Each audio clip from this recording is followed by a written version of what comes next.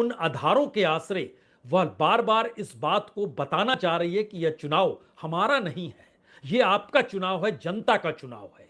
और जिन तरीके से वह चोट प्रधानमंत्री को दे रही है, वह गांधी परिवार के उस अतीत को भी अब सामने लाकर रख रही है, जिस पर अभी तक चुप्पी साधी गई थी। और इमोशनली कहिए या शब्दों के आश्रय कहिए, किसी के भी दिल को यह बात भेद सकती है जब बात विरासत और शहादत की हो।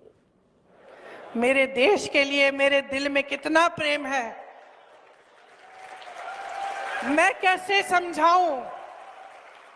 जब मोदी जी मंच पे खड़े होकर मेरे पिता को देशद्रोही बोलते हैं, जब मोदी जी कहते हैं कि मेरे पिताजी ने कोई कानून बदल दिया अपनी मां से विरासत लेने के लिए, तो मेरे दिल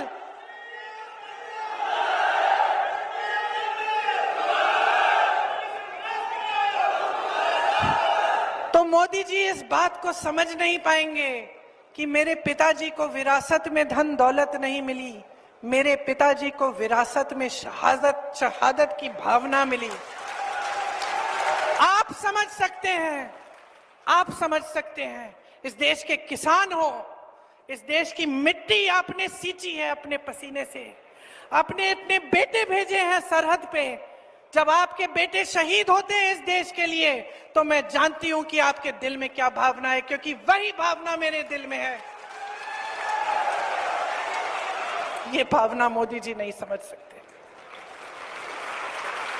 जो मोदी जी इंदिरा गांधी जैसी एक शहीद के बारे में उल्टी सीधी बातें करते हैं, जो मोदी जी इस भावना को देख के सिर्फ परिवारवाद देखते हैं लेकिन देशभक्ति नहीं देखते, देश की सेवा नहीं देखते, वो इस भावना को नहीं समझ सकते। मैं आपको ये कहने आई